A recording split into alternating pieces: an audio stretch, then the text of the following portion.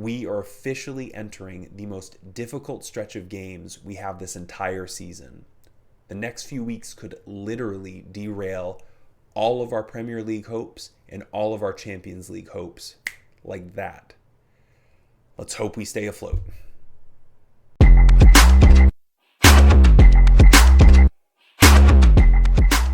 And this incredible stretch of games officially starts today, playing at home to Arsenal.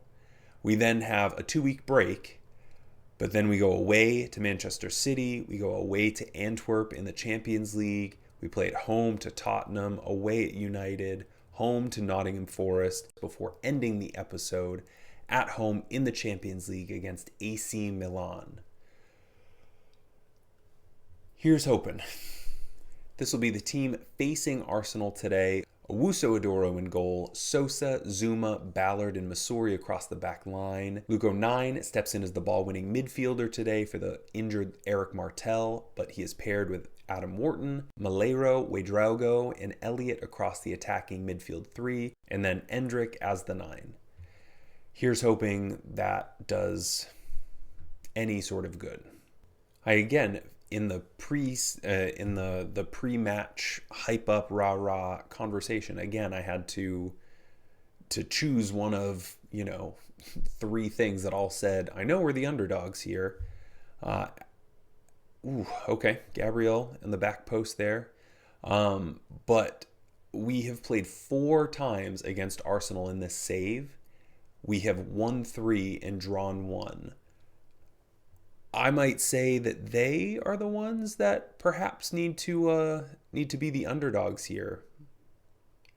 Granted, again, if we're talking name and recognition only, and that's a penalty, and we are back to the same stupid nonsense. I thought we were over it. This episode here, we gave up 4 penalties in the space of 4 games.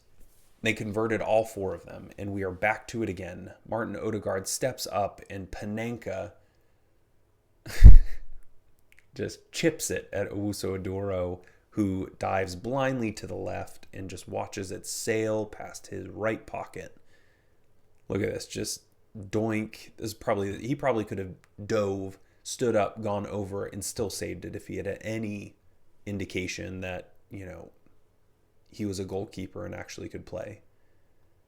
Let's encourage the boys. We are just getting absolutely slaughtered right now. Arsenal have 8 shots, 5 of them on target, over a 1 expected goal. And I think the last I saw, we have 1 shot, 0 on target. And we're like little itty bitty numbers for expected goals. Saka goes and takes it. It's contagious. It is literally contagious. This is psychotic. It is incredible. Incredible. Oh my Lanta. Does he go for another Panenka? No. Ah, my Lord. I mean, what do you do? Like, I don't have my players on any sort of, hard tackling instruction or anything. And we've just given up 2 first half penalties, both converted. And we are down 2-0 at home to Arsenal. And we are not going to do anything to end this half. Kurt Zuma has the ball. He's going to go back to Ballard. Can Ballard find 09? Elliott gets absolutely trucked by Kai Havertz. Gabriel Jesus. All right, Elliott wins it back. Back to Ballard. Adam Wharton. Come on, boys. Kurt Zuma, show some life here. Malero, back to Zuma. We were just playing around with it in the back. Malero, send it into... Nope. Zuma to Wharton. Sends it up. No, Sosa can't beat Saka because why would you? And Endrick goes and buries it. All right, let's go. 2-1 at half. Endrick decides that he's going to show up today. Good for him. All right, we are only down 2-1. If it weren't for two stupid penalties, Zubamendi just leaves David Raya out to dry, passes it short. Endrick is the first one to jump on it and goes and buries it to Raya's left. God, look at these stats. This is disgusting. 6 on target, almost a 2 expected goal to match their 2 actual goals. We have half an expected goal on 1 shot on target, and that was Endrick scoring in the second added minute on a terrible back pass by Zubamendi. We were not creative enough. Endrick, yeah, cool, you scored, man. But that you weren't creative, though. I wouldn't... There's like no nuance. And I know that this has been beaten down. Martinelli clears it only as far as Ballard. I know this has been beaten like a dead horse, but just the sheer lack. Harvey Elliott goes and scores it. Borna Sosa with probably his last touch of the game. Maybe not. I'll give him a couple more minutes. But Sosa dribbles down the line, beats that midfielder and kicks it into his body, which drops it awkwardly to Elliott, and he's able to go near post on Raya. We'll see it again here. Ooh, he was close. He was close. I didn't really know where he was coming from, but... All right, corner kick. We do have Zuma on the field, and we're going to go short. Malero up to Wharton, back to Sosa, who's going to dribble into the box. And Hassan, we are very much back in it. We are now up 3-2. What an absolute storm back from us in the second half. Down 2-0 at halftime. Our young bucks have decided that they are going to step up. Hassan Ouedraogo takes the Borna Sosa cross. And I think he's been so productive here in the last few minutes. Borna Sosa, I mean.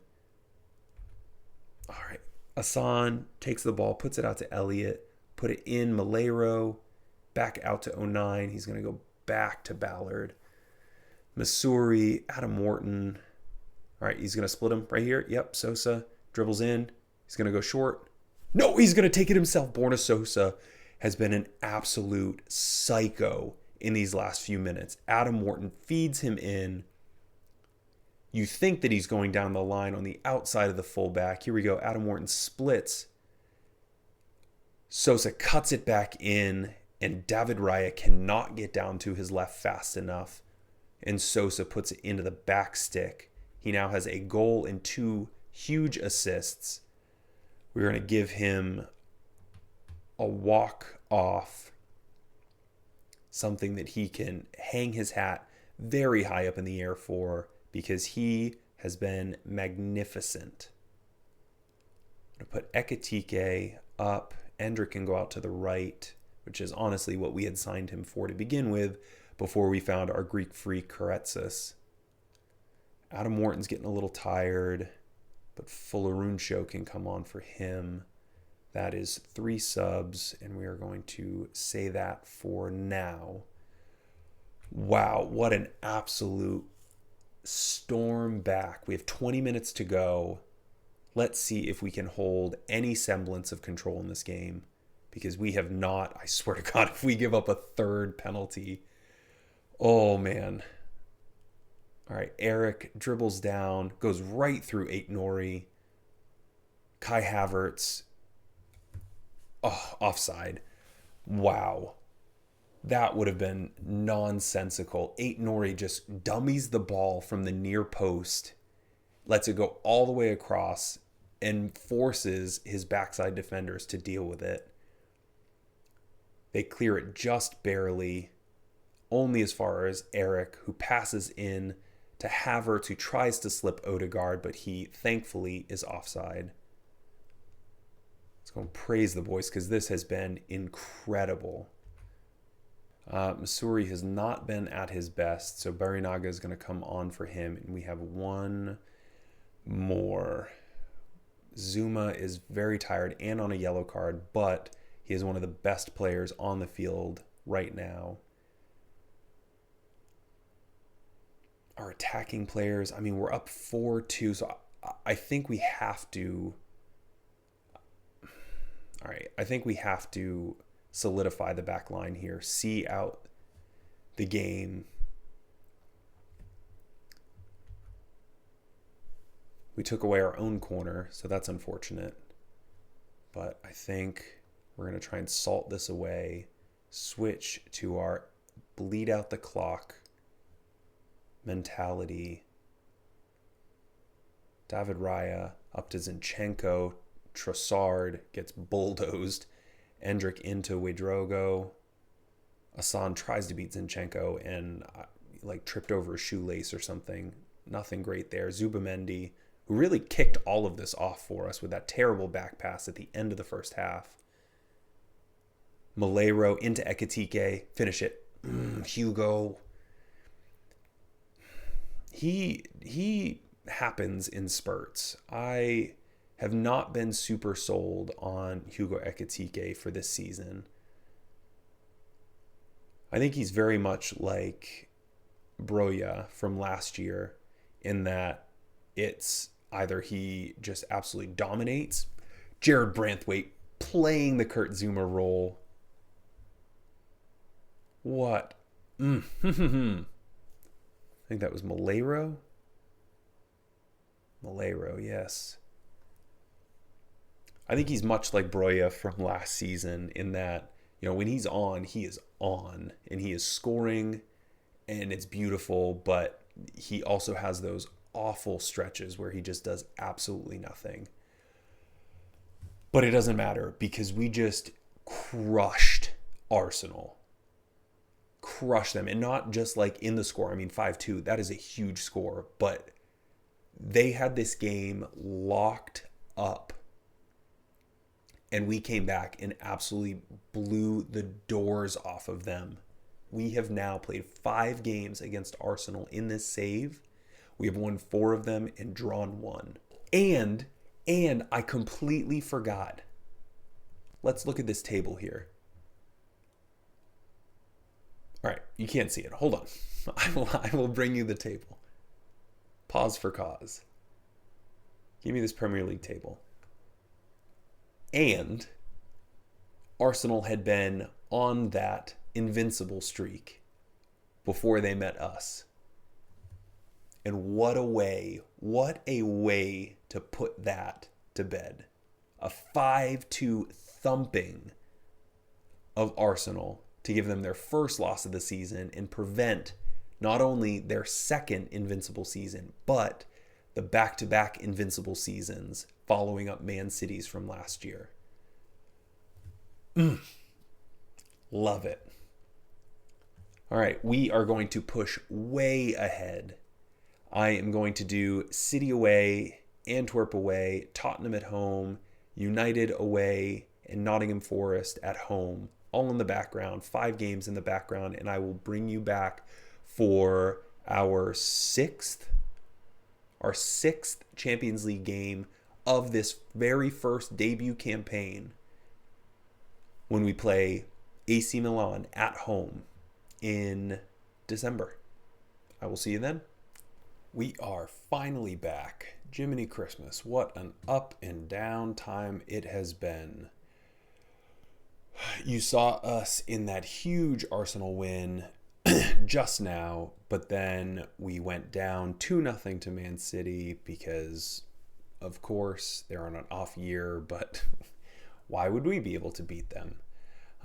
Antwerp, we obliterated them. 9-0, we set the record for our highest scoring game, our biggest win, all the records. We just blew Antwerp out of the water.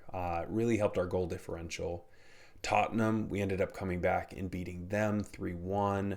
Then we went away to Man United and lost 3-1, and we weren't even close. Then Nottingham Forest came to us, and we squeaked out a 3-2 win. So it has been loss, huge win, loss, win. Inconsistent, sure. Does that put us in some good places still? Yeah. So right now in the Premier League, 16 games into the season, we are currently sitting at 5th, 4 points behind Arsenal, who have retaken the lead from Chelsea, who had kind of jumped ahead of them. But again, I mean, we're slowly separating ourselves. Like right now, we have a 4-point gap over Liverpool in 7th and United in 8th. But it is still pretty solidly packed here. I mean, the top 10 places are separated by 10 points. Now, in the Champions League, like I said, that huge win, that 9-0 win against Antwerp, really skyrocketed our goal differential there. We currently have the best goal differential in the Champions League. We are plus 14. So thanks, Antwerp. But we are currently sitting in 3rd, tied with both Marseille and Feyenoord on 12 points. But obviously our 14 goal differential is great and puts us above them. But we are sitting just behind PSG and Real Madrid, who are currently 1 point ahead of us. I would say if we get one more win, we will be happy. And that one win will either have to come against Milan here at home, or PSG, or Bayer Leverkusen. So there's still some questionable moments ahead of us in terms of Champions League. We are still going to have to really put together a result. One result, I think, sees us into either the knockout rounds at minimum or potentially in the top 8. Let's get right into it. We are currently sitting in one heck of an injury crisis. I only feel comfortable fielding 9 players on my bench right now, 3 of whom are youth players, one of whom is a grayed out goalkeeper, because we currently have Harry Wilson out injured, Razvan Sava out injured, Samardzic out injured, Endrick out injured, Talal Haji out injured, Karetsas out injured. It's gotten real bad. And it's incredible because we have the best medical department in the league. Our physios, best in the league. Our sports scientists, best in the league. And somehow we're sitting here with The Walking Dead, essentially. So now look at all these defenders. I have 1 attacking player. So hopefully we can get through this, and I'm hoping for a draw. I'm gonna be honest with you. I'm hoping for a draw. Here are our non-injured players. Owusu-Oduro, Sosa, Branthwaite, Zuma, Masuri across the back, Martel and Wharton, ever-present double pivot. Adingra Malero is playing attacking mid, the center attacking mid. Elliott out wide, and Hugo Ekitike up at the number 9. All right, let the scary stuff begin. I have seen us in the last several games end with 10 players on the field, because it's in the 83rd, 84th minute. We use our last sub, and then 2 minutes later we get an injury. I saw this happen. Missouri almost takes it in. Adam Wharton. I saw this happen 2 games in that 5-game stretch, where we ended the game with 10 players because we didn't have any more subs. Luckily, we were able to see out. I mean, it was all in wins, so that was nice. But also, I would prefer not to do that, if my players could just stay healthy. So Milan is wearing their pink. I don't know if I've seen that jersey yet. And we are sitting in white. We are currently dominating the match momentum here, as Borna Sosa sends it in to Kurt Zuma. 13th goal of the season. Back post. Don't at me. And that's a connection we are going to have to rely on. We're going to have to play for set pieces because our attackers are going to get tired, and we're not going to be able to replace them. So I cannot wait until the turnover of the season. Ooh, Borna Sosa tries to play the quick. Kurt Zouma in to Malero.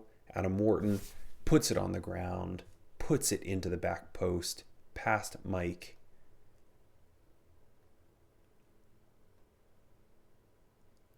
Great work. Kurt Zouma puts the Jets on to go get it. Pumps it back into Malero. Malero puts it to the top of the box. Adam Wharton takes one touch to set himself and then puts it down to Mike Magnon's left, and he cannot get down quickly enough. What I was saying is I cannot wait until the turnover of the Champions League cycle so I can register people. Because one, I have a lot of promises out there that I'm going to register people, and two, we desperately need reinforcements. But right now, it doesn't look like we do because we are dominating this game statistically. So happy days for us. Let's keep that up. Let's keep our attacking players fit and see what we can do.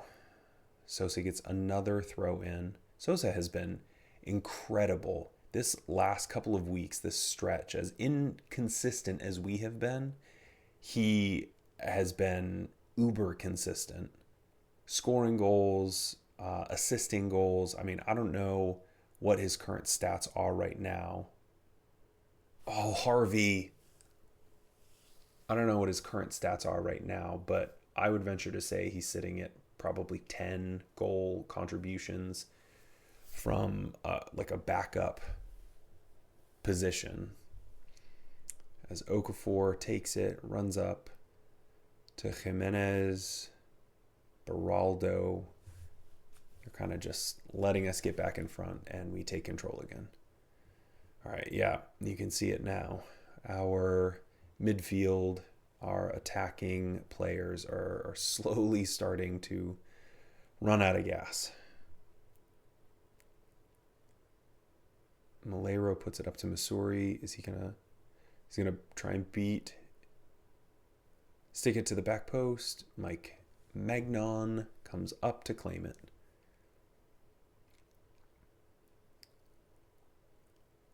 He's gonna hold it and push them forward. Big punt. And that was Zouma that just absolutely whiffed on that. And Ruben Loftus-Cheek walks in. Oh, okay. Damn. That huge ball into our back line, and Zouma just jumps up and starts flopping like a fish. And then he doesn't track Ruben Loftus-Cheek on the third man run, and we get split right down the middle. All right, let's try and get the energy back up. I'm going to have to make some subs here. We're in the 70th minute. Harvey Elliott hasn't played well, but I don't have anybody to freaking take over for him. My one attacking threat is João Lopez, and he's 16. So I might have to hold on there. Eric Martel, let's make the Kurt Zouma switch. Ben Godfrey can come in. He moonlit as that right center back for a game or two and played phenomenally. Actually, I think it was the Antwerp game, so he played well. I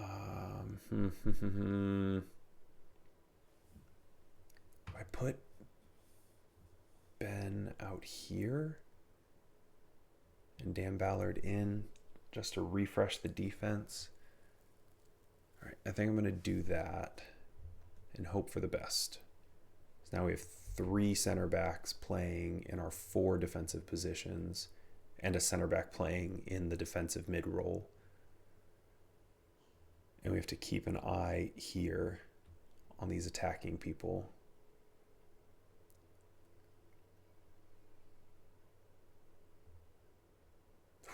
Good save, Owosu.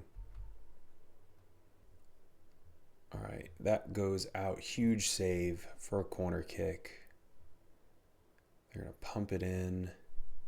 Owusu Adoro, the big punch. Oh, we got a block on that. Oh my goodness gracious, great balls of fire. Pumps it in again to the back post. Funky butt loving. Oh man, way to freaking throw away a game. I cannot believe we have just thrown that away. That is so frustrating.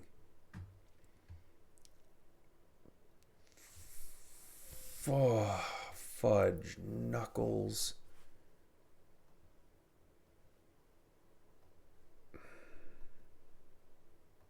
That is so disappointing.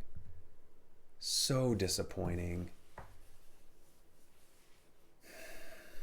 I don't even want to watch that nonsense. Come on, boys. Put some stuff together, please. I know I was asking for a point here, but I really believe we deserve a bit more than that. Oh, man. What a capitulation that was. Damn it. Ugh, that's tough. That is tough. If we take a look at the table, the Champions League table, we had an opportunity to qualify for the playoffs, the 9 through 24 in that last game, but we took a draw instead of the win that we should have gotten. But again, I have to continue to remind myself, we are still in a good place. We are still in a good place. This is not where we belong, but this is where we are. We are in a good place. All right, well, we are going to push ahead quite a bit. And I think the next game that I'm going to bring you back for will be this Chelsea game just at the start of the January transfer window and the year 2025 in save. Then we will scooch down to the PSG game because I think that one's going to be another really big game. So I will skip ahead, 6, 7 games in the background. I will be back for Chelsea in the next episode and pair that with an away trip to the Parc des Princes. If you appreciated my blue light and this up and down, but still like much better than we should be, kind of good series that I've put together, please like and subscribe. I encourage you to watch this video right here and give me a couple more likes on some of these videos. Help me secure some more watch minutes on my channel because I'm trying to make this thing a thing and I cannot do that without your help. So thank you for watching.